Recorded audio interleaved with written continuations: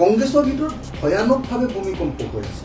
ভূপেন দাক সভাপতি ভাঙিবৰ কাৰণে সাংঘাতিক ধৰণৰ এটা কচৰত চলি আছে। বিধায়কবিলাকৰ মাজত বিভিন্নজন কংগ্ৰেছৰ নেতাৰ পিনৰ পৰা লিখিত অলিখিত দিল্লীত AICC প্ৰেছাৰাইজ চলি আছে। কংগ্ৰেছৰ ভিতৰত এতিয়া ইউনাইটেড সিদ্ধান্ত এটা হোৱাটো অসম্ভৱ। যদি ভূপেন বৰা ডাঙৰীয়াই কিবা এটা বিচাৰে সেইটো গৌৰৱ গগৈ নিবিচাৰে, যদি গৌৰৱ গগৈ কিবা এটা বিচাৰে সেইটো ভূপেন বৰা ডাঙৰীয়াই নিবিচাৰে।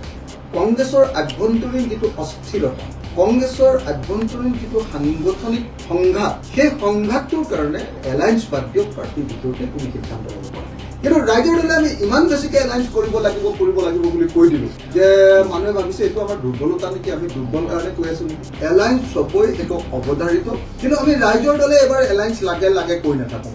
30 মেলৈকে অপেক্ষা কৰিম। যদি এলায়েন্স নহয় তেতিয়াহ'লে জানিব যে আমাৰ দলে যদি এলায়েন্স নিবিচাৰোঁ তেতিয়াহ'লে আমি বিজেপিৰ মানুহ, কংগ্ৰেছে যদি এলায়েন্স নিবিচাৰে তেতিয়াহ'লে জানিব যে কংগ্ৰেছৰ ভিতৰত বিজেপিৰ মানুহ।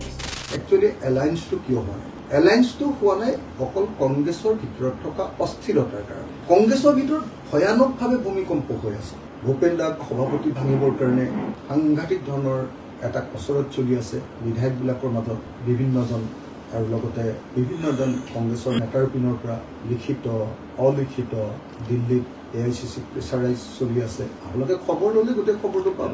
যোৱা ছমাহ ধৰি কংগ্ৰেছৰ ভিতৰৰ অৱস্থা এনেকুৱা যে কংগ্ৰেছৰ ভিতৰত এতিয়া ইউনাইটেড সিদ্ধান্ত এটা হোৱাটো অসম্ভৱ। যদি ভূপেন বৰা ডাঙৰীয়াই কিবা এটা বিচাৰে সেইটো গৌৰৱ গগৈ নিবিচাৰে, যদি গৌৰৱ গগৈ কিবা এটা বিচাৰে সেইটো ভূপেন বৰা ডাঙৰীয়াই নিবিচাৰে।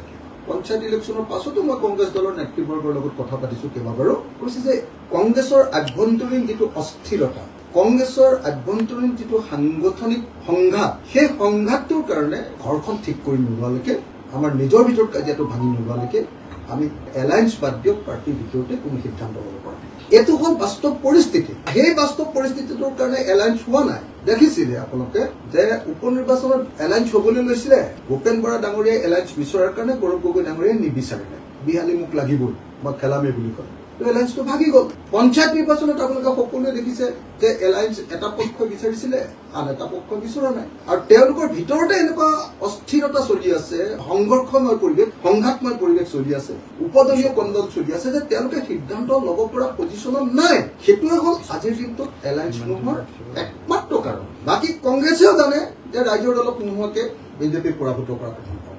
ৰাইজৰ দলেও জানে যে কংগ্ৰেছক নোলোৱাকে বিজেপিক পৰাভূত কৰাটো সম্ভৱ নহয়।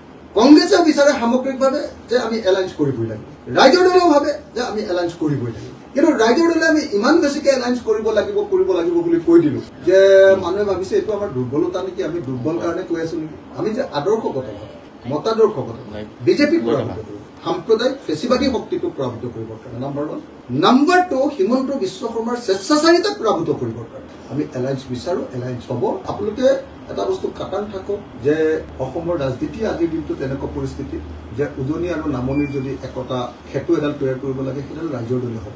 বিভিন্ন জাতি আৰু ধৰ্মৰ মাজত যদি একতা এটা তৈয়াৰ কৰিব লাগে তেতিয়াহ'লে সেই একতাৰ সেতুডাল ৰাইজৰ দল। ৰাইজৰ দলক অস্বীকাৰ কৰি বা অখিল গগৈ কোনোবাই এঘৰীয়া কৰি আপুনি কোৱাৰ নিচিনাকে অসমততো বিজেপিক খেদাব পৰা নাই। বেলেগ কিবা কিবি কৰি থাকিব পাৰিব, অখিল গগৈৰ বিৰুদ্ধে কোনোবা ষড়যন্ত্ৰ কৰিব পাৰিব। এলায়েন্স চবই এইটো অৱধাৰিত, কিন্তু আমি ৰাইজৰ দলে এবাৰ এলায়েন্স লাগে কৈ নাথাকোঁ। এলায়েন্স হ'বই। যদি এলায়েন্স নহয় তেতিয়াহ'লে জানিব যে আমাৰ দলে যদি এলায়েন্স নিবিচাৰোঁ তেতিয়াহ'লে আমি বিজেপিৰ মানুহ, কংগ্ৰেছে যদি এলায়েন্স নিবিচাৰে তেতিয়াহ'লে জানিব যে কংগ্ৰেছৰ ভিতৰত বিজেপিৰ মানুহ আছে। যদি বিজেপি কৰাব খুজিছে এলায়েন্স হোৱাটো অৱধাৰিত। এলায়েন্স নোহোৱাৰ প্ৰশ্নই উঠিব নোৱাৰে যিদিনাই কংগ্ৰেছৰ ভিতৰত স্থিৰতা আহি যাব। 30 মেলৈকে অপেক্ষা কৰিম। এনে পজিটিভ যে ছাৰ ইতিমধ্যে দেখুৱাইছে, তেওঁলোকৰ পিনৰ পৰা আমাৰ লগত কথা পাতিছে যে আমি একলগ হ'ম। 30 মেটো নহ'ব পাৰে, অকণমান ইফাল হ'ব পাৰে, কিন্তু আমি একলগ হ'ম। এইটো কথা আমাক যে ছাৰটো দেখুৱাইছে, এইটোক লৈ কোনো ভাবিবলগীয়া নাই। মই একদম আপোনালোকক খাটাংকে এটা কথা কৈ দিওঁ যে কংগ্ৰেছেও বিচাৰে এলায়েন্স, ৰাইজৰ দলেও বিচাৰে এলায়েন্স। যোনে যি কথা কৈ থাকিলেও এলায়েন্স এইটো নোহোৱাকে নাথাকে। কিন্তু এলায়েন্সটো হ'ব হ'লে কংগ্ৰেছৰ ভিতৰত স্থিৰতাটো, কংগ্ৰেছৰ লিডাৰবিলাকৰ মাজত একতাটো আহি ল'ব লাগিব। 2 দিনমান অপেক্ষা কৰিব লাগিব।